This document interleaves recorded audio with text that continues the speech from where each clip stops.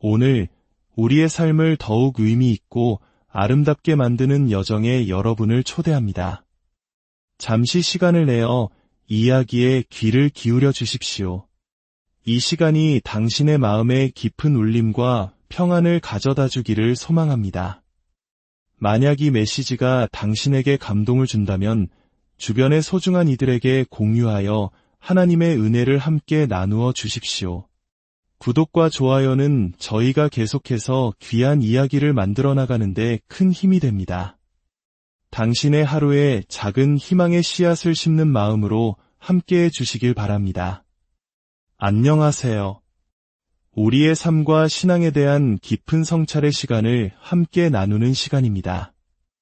오늘은 데살로니가전서 4장 1절에서 3절까지의 말씀을 중심으로 어떻게 하면 하나님을 기쁘시게 하는 삶을 살아갈 수 있는지에 대해 이야기 나누고자 합니다.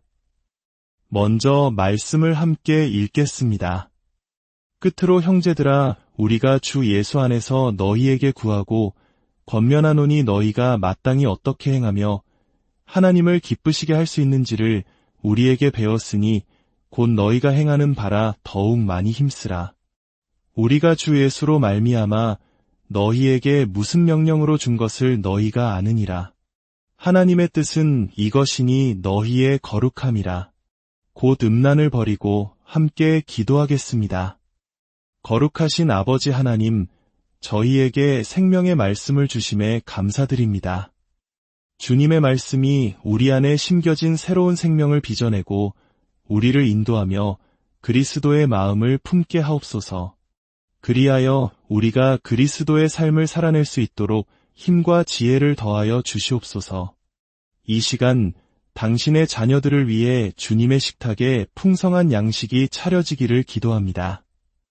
말씀을 듣는 모든 이들이 도움을 얻고 강건해지며 주님을 더 깊이 이해하게 하소서. 궁극적으로 주님을 기쁘시게 하는 길을 걷게 되기를 간절히 원합니다. 인간의 지혜와 힘은 헛되고 화려한 말솜씨는 어리석을 뿐입니다. 오직 주님만이 당신의 백성들 마음 안에서 일하실 수 있음을 고백합니다. 오직 주님만이 생명의 말씀을 들려주실 수 있습니다. 예수님의 이름으로 기도합니다. 아멘. 지난 시간에 우리는 성화, 즉 거룩해지는 것이 믿는 자의 삶을 향한 하나님의 뜻이라는 사실을 나누었습니다. 물론 성화가 하나님의 뜻의 전부는 아니지만 그것은 우리 신앙 여정에서 더할 나위 없이 중요한 부분입니다. 오늘은 이 성화와 관련된 몇 가지 핵심적인 진리들을 깊이 들여다보려 합니다. 첫째, 성화의 목표는 무엇일까요?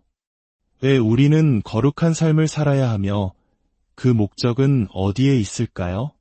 둘째, 그렇다면 그 목표에 이르는 방법, 즉 성화의 수단은 무엇일까요? 성경에 기록된 진리에 따라 우리는 어떻게 거룩해질 수 있는지 구체적인 길을 찾아야 합니다.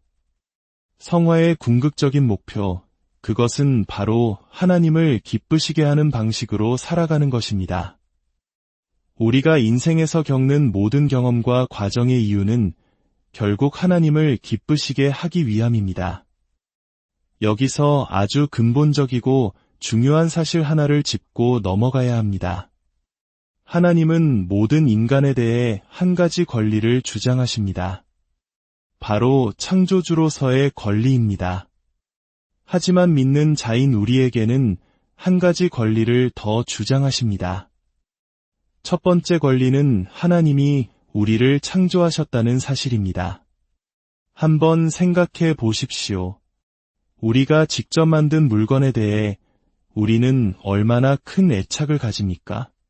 그것은 내 소유입니다. 하물며 하나님께서 우리를 만드셨으니 우리에 대한 그분의 소유권은 당연한 것입니다.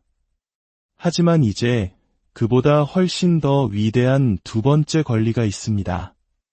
그것은 바로 하나님이 우리를 구속하셨다는 사실입니다. 염소나 어린 양의 피로 하신 것이 아닙니다. 하늘의 모든 보화로 하신 것도 아닙니다. 그분은 자신의 독생자, 가장 사랑하는 아들의 피로 우리를 구속하셨습니다. 이 사실이 우리 삶에 대한 하나님의 위대한 권리를 세웁니다. 그리고 이 권리는 우리 삶 전체의 방향을 결정해야 합니다. 구약의 십계명이 나는 너를 애굽 땅 종되었던 집에서 인도하여 낸 내 하나님 여호와니라 라는 선언으로 시작하는 것은 결코 우연이 아닙니다. 이 말씀은 무엇을 의미할까요? 하나님은 먼저 자신이 누구인지를 밝히십니다. 나는 너의 하나님, 너의 창조주다. 그리고 나는 너를 구원한 구속주다. 노예 생활의 고통 속에서 너를 건져냈다. 그리고 나서야 계명들이 주어집니다. 보이십니까? 하나님은 먼저 당신의 백성에 대한 자신의 권리를 명확히 하십니다. 창조주로서 그리고 구원자로서의 권리입니다. 그러므로 이제 너희는 이렇게 살아가야 한다고 말씀하시는 것입니다. 이것은 오늘날 우리에게 더욱 깊은 의미로 다가옵니다. 하나님은 우리를 창조하셨을 뿐만 아니라 유월절 어린 양의 피가 아닌 그 아들 예수 그리스도의 보혈로 우리를 죄의 노예 상태에서 구원하셨습니다. 이것이야말로 우리 삶에 대한 가장 위대한 하나님의 권리입니다. 하지만 이 권리는 우리에게 무거운 짐이나 굴레가 아닙니다.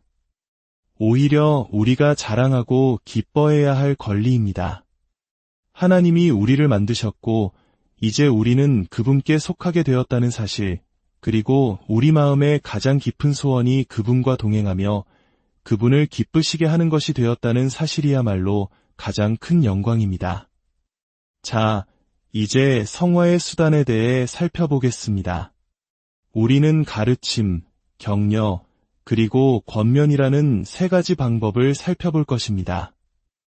이 모든 것은 인간의 생각에서 비롯된 것이 아닙니다. 당신이나 저의 개인적인 의견이나 삶의 경험이 중요한 것이 아닙니다. 오직 하나님의 말씀으로부터 오는 가르침, 권면, 그리고 격려만이 우리를 변화시킬 수 있습니다.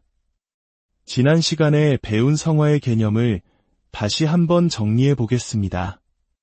3절 말씀은 하나님의 뜻은 이것이니 너희의 거룩함이라고 말합니다.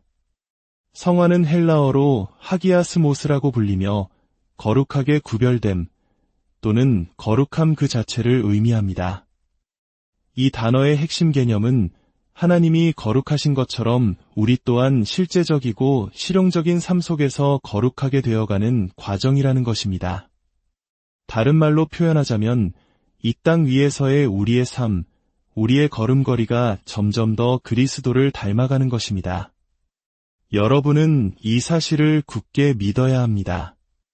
우리는 새로운 피조물이 되었고 하나님의 영이 우리 안에 거하시기 때문에 그리스도를 닮아가는 것은 허황된 꿈이 아니라 실제적인 가능성입니다.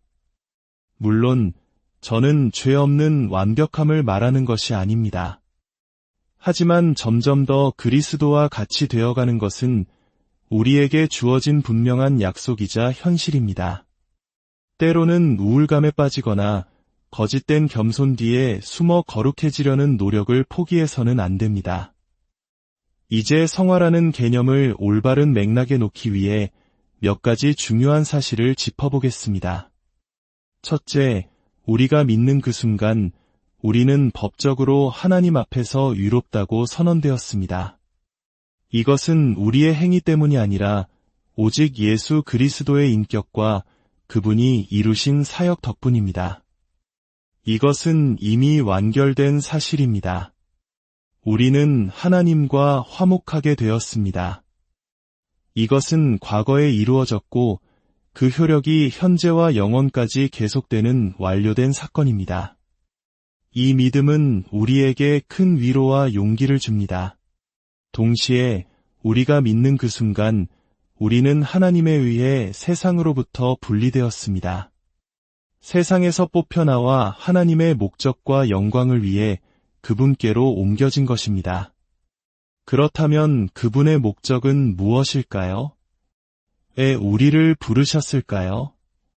로마서 8장 29절에서 사도 바울은 그 답을 가장 명확하게 설명합니다. 하나님이 미리 아신 자들을 또한 그 아들의 형상을 본받게 하기 위하여 미리 정하셨으니 이는 그로 많은 형제 중에서 맏아들이 되게 하려 하심이니라. 이것이 바로 당신을 향한 하나님의 목적입니다. 이 목적은 당신이 회심했을 때 시작된 것이 아닙니다. 우주가 창조될 때 시작된 것도 아닙니다. 이것은 영원 전부터 하나님의 마음속에 있었던 계획입니다. 얼마나 위로가 되고 힘이 되는 생각입니까? 이 계획은 하나님이 즉흥적으로 만드신 것이 아닙니다. 영원이라는 시간 속에서 당신의 이름이 새겨진 채로 세밀하게 계획된 것입니다. 우리가 믿는 순간 우리 안에는 신적인 역사가 시작되었습니다. 그리고 이 역사는 우리가 마침내 그리스도 앞에서 영화롭게 되는 그날까지 계속될 것입니다. 이 신적인 역사를 우리는 종종 점진적 성화라고 부릅니다. 이 과정은 결코 순탄한 직선 그래프처럼 올라가지 않습니다. 때로는 구불구불한 산길을 오르는 것과 같습니다. 어떤 믿는 이의 삶을 보면 잠시 뒤로 후퇴하는 것처럼 보일 때도 있습니다. 하지만 그의 삶 전체를 놓고 보면 그는 후퇴하는 것이 아니라 앞으로 나아가고 있는 것입니다. 위로 올라가고 있으며 변화되고 있는 것입니다. 여기서 두 가지를 강조하고 싶습니다. 첫째, 성화는 근본적으로 하나님의 역사입니다. 그것은 하나님께 달려 있습니다. 이 사실 또한 우리에게 큰 격려가 되지 않습니까? 비록 우리가 많은 진전을 이루지 못한 것처럼 보일지라도 우리 안에서 시작된 그 선한 일이 반드시 완성될 것이라는 확신을 주기 때문입니다. 그래서 사도 바울은 빌립보 교회에 이렇게 말할 수 있었습니다. 너희 안에서 착한 일을 시작하신 이가 그리스도 예수의 날까지 이루실 줄을 우리는 확신하노라. 하나님은 우리가 그분의 일을 볼 수 있을 때나 볼 수 없을 때나 우리를 그리스도의 형상으로 빚기 위해 우리 삶 속에서 끊임없이 일하고 계십니다. 하지만 둘째로 성화가 하나님의 역사임과 동시에 우리에게도 합당하게 반응해야 할 요구와 책임이 있다는 것을 알아야 합니다. 신학은 이 두 가지 진리 중 하나만 강조하고 다른 하나를 부정할 때 매우 위험해집니다. 하나님이 당신의 삶에서 일하고 계시며 그로 인해 우리가 확신을 가질 수 있습니까? 물론입니다. 하지만 그 하나님의 주권이 당신을 수동적으로 만듭니까? 만약 그렇다면 당신은 아직 회심하지 않았거나 하나님의 주권을 오해하고 있는 것입니다. 하나님의 주권은 우리를 게으르게 만들지 않습니다. 오히려 그분의 역사에 동참할 희망을 줍니다. 그분이 우리를 거룩하게 만들 것이라고 말씀하신 그 일들을 실제로 행할 힘을 줍니다. 왜냐하면 우리는 그분이 일하고 계심을 알기 때문입니다. 우리는 그저 반응하기만 하면 됩니다. 그러므로 당신의 삶에서 하나님의 목적인 이 성화를 매우 진지하게 받아들이십시오. 교회 역사를 공부해 본 분이라면 아시겠지만 거룩한 사람, 성화 안에서 성장하는 사람은 그가 가진 한계와 상관없이 하나님께 크게 쓰임 받을 수 있습니다. 그리고 그는 하나님 앞에서 그분의 기쁨이 됩니다. 이제 성화의 목표, 즉 하나님을 기쁘시게 하는 삶에 대해 더 깊이 들어가 보겠습니다. 그리스도인의 삶을 단순하게 정의한다면 무엇일까요? 바로 하나님을 기쁘시게 하는 것입니다. 오늘날 많은 현대 기독교 문화는 매우 자기중심적으로 변했습니다. 마치 나의 만족이 신앙의 중심인 것처럼 말입니다. 하지만 우리 삶의 목적은 이 땅에서 개인적인 만족감을 얻는 것이 아닙니다. 또한 스스로 정의하거나 하나님이 주셨다고 생각하는 어떤 개인적인 비전을 성취하는 것도 아닙니다. 당신의 삶의 목적은 성경 속에서 하나님을 기쁘시게 하는 모든 것을 발견하고 그것을 행하기 위해 자신을 드리는 것입니다.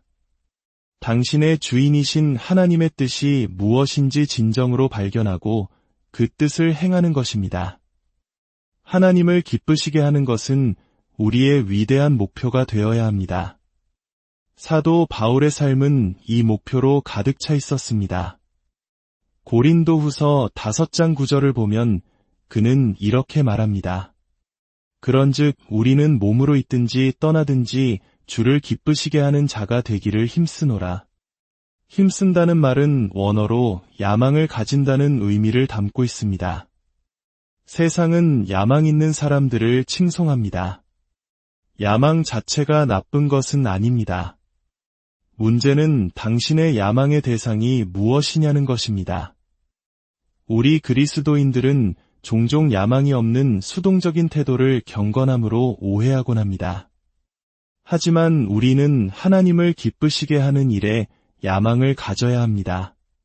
진주를 찾는 상인의 비유나 먼저 그의 나라를 구하라는 예수님의 가르침 모두 이러한 거룩한 야망을 촉구합니다. 하나님의 주권을 올바로 이해한다면 우리는 결코 수동적이 될 수 없습니다. 오히려 하나님의 주권은 우리가 분투하고 노력할 가장 큰 동기와 힘을 줍니다.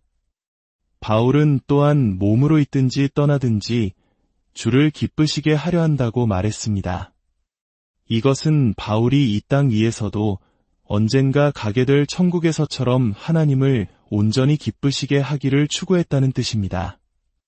이것이 당신의 목표입니까? 많은 그리스도인들은 어차피 우리는 죄인이고 예수님이 다시 오실 때까지는 완벽해질 수 없다는 신학적 진리를 변명으로 삼습니다. 그러나 우리는 이 땅에서 성숙에 이를 수 있습니다. 우리의 목표는 하나님, 제가 이 땅에서 주님을 기쁘시게 하는 모습이 훗날 천국에서 주님을 기쁘시게 할 모습과 큰 차이가 없게 하소서가 되어야 합니다. 또한 하나님을 기쁘시게 하는 것은 우리의 위대한 의무입니다. 데살로니가전서 본문은 우리가 마땅히 어떻게 행하여 주님을 기쁘시게 해야 하는지를 말합니다. 마땅이라는 단어는 의무와 책임을 암시합니다. 이것은 선택사항이 아닙니다. 권위 있는 명령입니다. 그렇다면 이 삶을 살아가게 하는 동기는 무엇일까요? 다시 고린도후서 5장으로 돌아가 보면 2가지 동기를 찾을 수 있습니다. 첫째는 10절에 나오는 그리스도의 심판대에 대한 현실입니다. 이는 우리가 다 반드시 그리스도의 심판대 앞에 나타나게 되어 각각 선악간에 그 몸으로 행한 것을 따라 받으려 함이라. 물론 우리는 예수 그리스도 안에서 유롭다 하심을 얻었고 구원은 은혜로 받았습니다. 우리의 지위는 안전합니다. 하지만 성경은 분명히 믿는 자들의 심판에 대해 말하며 우리가 이 땅에서 행한 일들에 대해 보상을 받을 것이라고 가르칩니다. 이 사실을 가볍게 여겨서는 안 됩니다. 우리가 이 땅에서 내리는 선택들은 영원에 영향을 미칩니다. 2번째 동기는 14절에 나오는 그리스도의 사랑의 현실입니다. 그리스도의 사랑이 우리를 강권하시는도다. 여기서 말하는 사랑은 우리가 그리스도를 향한 사랑이 아니라 그리스도께서 우리를 향한 사랑입니다. 만약 우리의 사랑이 동기라면 우리는 늘 불안할 것입니다. 우리의 사랑은 약하고 변덕스럽기 때문입니다. 그러나 우리를 향한 그리스도의 사랑은 변치 않으며 약해지지도 사라지지도 않습니다. 그 사랑은 강하고 영원합니다. 강건하다는 헬라어 단어 시네코는 붙잡다, 사로잡다, 지배하다와 같은 강력한 의미를 가집니다. 그리스도의 사랑이 우리를 사로잡아 그분께 묶어두는 것입니다. 그 사랑이 우리를 죄로부터 제한하고 하나님을 기쁘시게 하는 일로 우리를 나아가게 합니다. 당신을 향한 그리스도의 사랑을 더 깊이 묵상하십시오. 성경을 통해 그 사랑을 더 발견하고 그 사랑이 당신을 사로잡고 지배하도록 하나님께 부르짖으십시오. 그렇다면 우리는 어떤 영역에서 하나님을 기쁘시게 해야 할까요? 본문은 너희의 행함, 즉 걸음걸이 속에서 그렇게 해야 한다고 말합니다. 걸음걸이는 우리의 삶 전체, 우리의 생활 방식, 우리가 하는 모든 것을 의미합니다. 우리 삶에는 그리스도를 고려하지 않아도 되는 분리된 영역이 없습니다. 그리스도인의 삶에는 거룩한 일과 세속적인 일의 구분이 없습니다. 우리가 하는 모든 것은 거룩하며 모든 것은 그리스도를 위해 행해져야 합니다. 고린도전서 10장 31절은 그런즉 너희가 먹든지 마시든지 무엇을 하든지 다 하나님의 영광을 위하여 하라고 말씀합니다. 먹고 마시는 가장 평범한 일조차 그렇다면 우리 삶의 모든 영역이 그러해야 하지 않겠습니까? 목수, 정비공, 전기기술자, 경찰관, 가정주부, 이들의 일이 하나님 앞에서 가치가 없을까요? 결코 그렇지 않습니다. 종교개혁은 노동과 일에 대한 성경적인 교리를 회복시켰습니다. 우리가 하는 모든 일은 하나님께 영광을 돌리기 위해 하는 것이며 그분을 위해 하는 것입니다. 정비공의 하나님, 엔지니어의 하나님, 수학자의 하나님, 경찰관의 하나님, 모든 것의 하나님이십니다. 우리가 하나님의 영광을 위해 한다면 볼트 하나를 조이는 일도 선교사가 설교를 준비하는 일과 동등하게 가치 있습니다. 이 진리를 깨달을 때 우리의 삶 전체가 빛으로 가득 차게 됩니다. 설거지 하나, 기저귀 하나가는 모든 일에 의미가 부여됩니다. 성화의 수단인 가르침, 격려, 권면으로 돌아가 봅시다. 바울은 데살로니가 교인들에게 주었던 가르침을 2절에서는 명령이라고 부릅니다. 명령이라는 단어는 군대 용어로서 상관이 부하에게 전달하는 지시를 의미합니다. 여기서 최고 사령관은 주 예수 그리스도이십니다. 그분은 사도에게 명령을 하달하셨고 사도는 교회를 통해 오늘날 우리에게까지 그 명령을 전달하고 있습니다. 이것은 성경의 가르침이 권위 있는 지시이며 우리가 언젠가 그 말씀으로 심판받게 될 것임을 의미합니다. 또한 바울은 복음을 전한 후 그저 복음을 묵상하며 살라고 말하지 않았습니다. 그는 복음의 비단에서 어떻게 살아야 하는지에 대한 구체적인 지침들을 주었습니다. 구원받은 사람의 자연스러운 반응은 그렇다면 나는 이제 어떻게 살아야 합니까? 라는 질문이어야 합니다.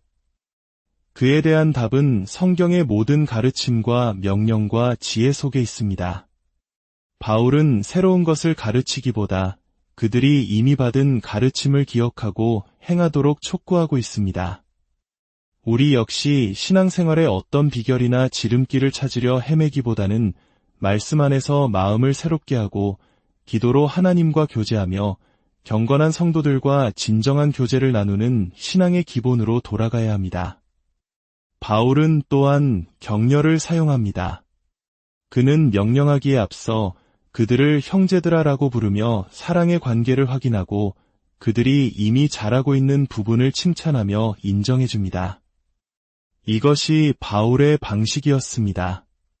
다른 형제자매를 돕는 가장 좋은 방법 중 하나는 먼저 그들을 격려하는 것입니다.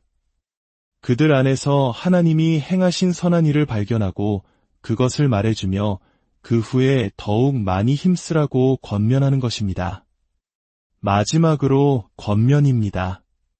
바울은 구하고 권면한다 며 두 개의 동사를 겹쳐 사용합니다. 이는 그의 열정적인 목회적 심정을 보여줍니다. 그는 수동적으로 진리를 던져놓는 것이 아니라 그들의 성화를 간절히 원하며 애타는 마음으로 호소하고 있는 것입니다. 제발 더 나아가자, 더 힘쓰자. 이 모든 것을 통해 우리는 무엇을 배울 수 있을까요? 첫째, 우리 삶에서 하나님이 이루신 일에 대해 기뻐하고 감사해야 합니다. 그러나 결코 현재의 영적 수준에 안주해서는 안 됩니다. 우리는 항상 더 나아가기를 원해야 합니다. 둘째, 우리는 실패에 대한 두려움 없이 자유롭게 노력할 수 있습니다. 왜냐하면 우리의 신분과 지위와 하나님의 사랑은 우리의 행위에 근거한 것이 아니라 온전하신 그리스도의 고정된 사역에 근거하기 때문입니다. 우리는 사랑을 얻기 위해 노력하는 것이 아니라 이미 받은 사랑의 영역 안에서 기쁨으로 노력하는 것입니다. 마지막으로 바울의 모든 가르침과 권면은 주 예수 안에서 이루어졌습니다. 이는 그가 자신의 권위가 아닌 그리스도의 권위로 말했음을 의미합니다. 설교자는 성경 말씀에 부합하는 것을 말할 때에만 권위를 가집니다. 그리고 하나님의 말씀이 선포될 때 우리는 그 말씀에 대해 책임을 져야 합니다. 설교를 듣는 것은 때로는 위험한 일입니다. 왜냐하면 하나님의 진리가 선포될 때 우리는 그 진리 앞에서 우리의 삶을 돌아보고 변화해야 할 책임이 있기 때문입니다. 이제 말씀을 맺겠습니다. 우리의 삶의 목표는 하나님을 기쁘시게 하는 것입니다. 그 길은 성화라는 과정을 통해 이루어집니다. 이 여정은 하나님의 주권적인 역사인 동시에 우리의 열정적인 노력을 요구합니다. 우리를 향한 그리스도의 변함없는 사랑과 언젠가 그분 앞에 서게 될 날을 기억하며 말씀의 가르침과 서로의 격려와 사랑의 권면을 통해 날마다 더욱 그리스도를 닮아가는 저와 여러분이 되기를 간절히 소망합니다. 함께 기도하겠습니다. 아버지 하나님, 오늘 주신 말씀을 마음에 새깁니다. 우리의 삶이 주님을 기쁘시게 하는 삶이 되기를 원합니다. 수동적인 신앙에 머무르지 않고 주님의 사랑 안에서 거룩함을 향한 거룩한 야망을 품게 하소서. 우리의 일상, 가정, 직장, 그 모든 영역이 주님께 영광 돌리는 거룩한 예배의 장소가 되게 하옵소서. 이 말씀을 듣는 모든 당신의 자녀들 위해 하늘의 평강과 위로를 부어주시고 매일의 삶에서 주님과 동행하는 기쁨을 누리게 하여 주시옵소서. 우리를 사랑하시는 주 예수 그리스도의